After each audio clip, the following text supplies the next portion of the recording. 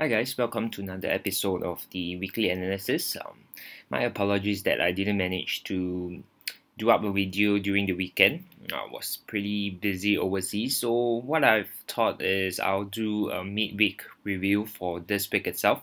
Alright, so let me first bring you to the recent trade that we send out to our clients as well under the Signal service. Alright, so what I want to go through with you in terms of this trade particularly is the importance of sticking to your trade plan, alright, and having a proper stop loss. Right, so you can see that I fired this trade when it was triggered, alright, and the entry was at 182.6 with a stops at 181.8 and targeting at 183.45 and 183.95. Alright, so basically this setup is a cipher pattern. Alright, and let me show you what happened when the trades got triggered after that. Alright, it wasn't an easy trade because price went down. Alright, almost triggering our stop loss. Alright, the low that price made was about 1.84. Alright, just 4 pips above our stops. Alright, and then it rallied a little bit, consolidate before it hits our target. Alright, so the important thing that I want to show you is that, whether is it still valid. Of course, definitely if you haven't entered over here, right, this cipher pattern is not in terms of ratio, right, it's not technically valid anymore. But because we entered, right, how I enter these patterns are normally in pending orders. So when it hits the level that I'm interested to enter, my trade will automatically be triggered. Alright, so for me, it's very simple. Alright, either it hits my stop loss. When I enter a trade, right, I wouldn't shift my stops. Alright, basically the TCs, my trading TCs has been selling. So unless the price hits my stop loss, I'll get out. Alright, or price move in the favor and then I shift my stop loss to protect my capital. So there's only a few ways I'm going to manage a trade when it's being triggered. Right, so what I'm told in that I'm still holding this trade, right, and you can see that this trade eventually turned profitable. Alright, but having said that, it's not all the time that trades will be profitable. But what I want to share with you is to always stick to your plan. Alright, so what we want to go through this week, I would say midweek. Alright, just share with you some of the past potential setups that I have. Alright, the first one is the pound dollar.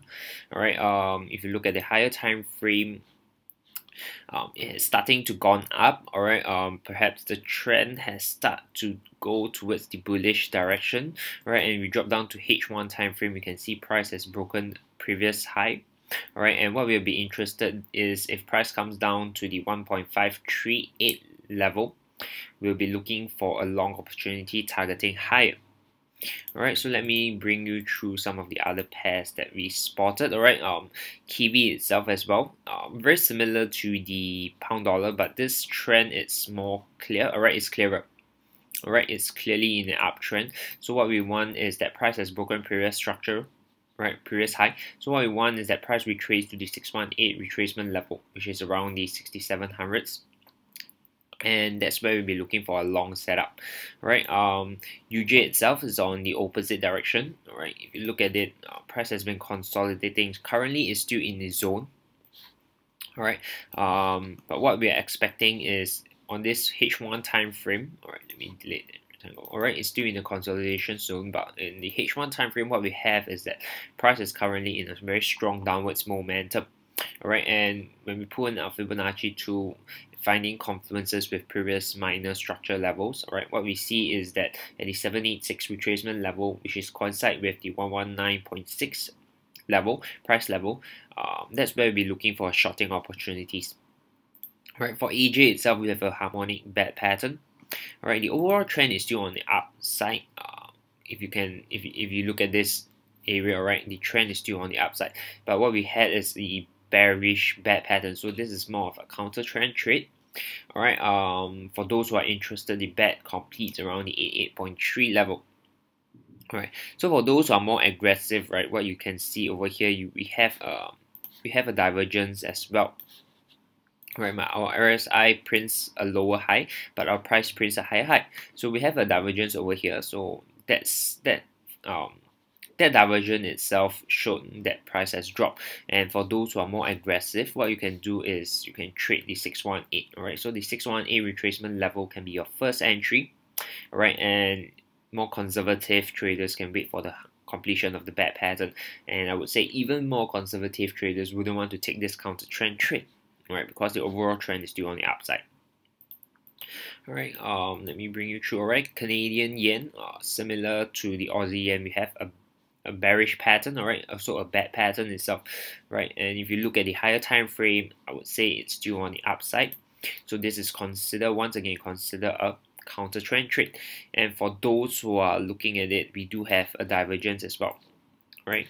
RSI prints a lower high, and this one I would say it's almost a double top, alright?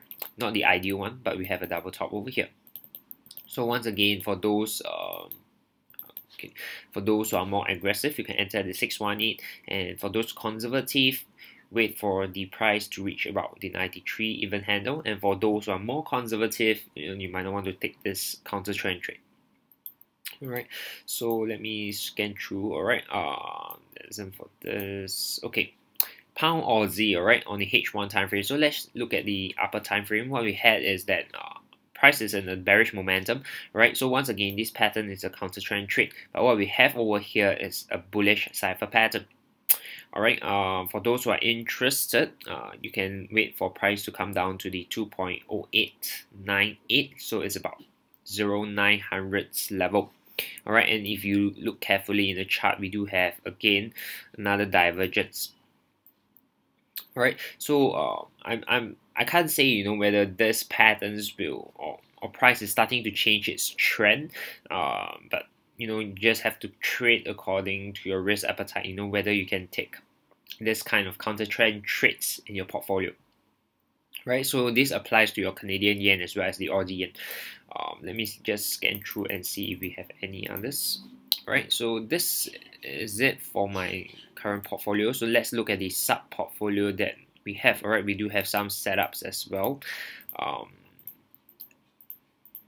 Okay, so the first setup on the sub portfolio is the Aussie KV. Alright, so if you look at it, the trend is down, and what we had over here is trend continuation setup, I would say. Right, price has broken the previous structure low. Right, and what we have is that we are waiting for price to retrace back to the 618 level, alright, which very nicely coincide with your triple bottom in the past. Alright, so this serves as a pretty nice resistance level, right? It's around the 1.087 level. So should price comes back up, we'll be looking for a shorting opportunity over there. Right, let me just scan through. Right, Alright, so that's all for this sub portfolio. So what we're sharing is on the Aussie Kiwi. So that's all for this week. Alright, I wouldn't want to keep this video too long. Basically, it's to share with you some of the potential setups over the week. Alright, during the midweek when price started moving during Monday and Tuesday session.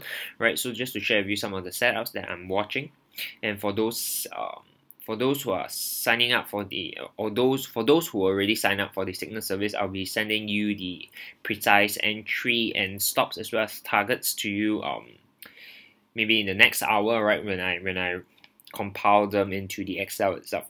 Right, with that, I'll see you again next week.